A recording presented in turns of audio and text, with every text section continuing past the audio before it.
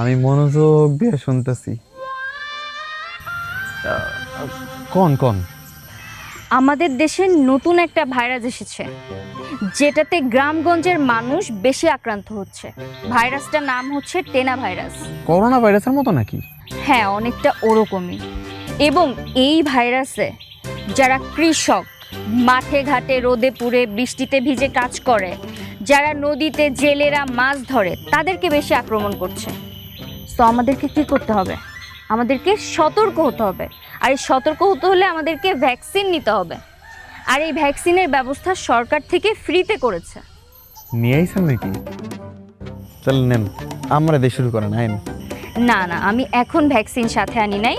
আপনারা সবাই মিলে স্বাস্থ্য কমপ্লেক্সে যাবেন, এবং আমরা কিন্তু গ্রামে এসেছি আপনাদেরকে সেবা দান করার জন্য। সুতরাং সবাই মিলে স্বাস্থ্য কমপ্লেক্সে এসে অবশ্যই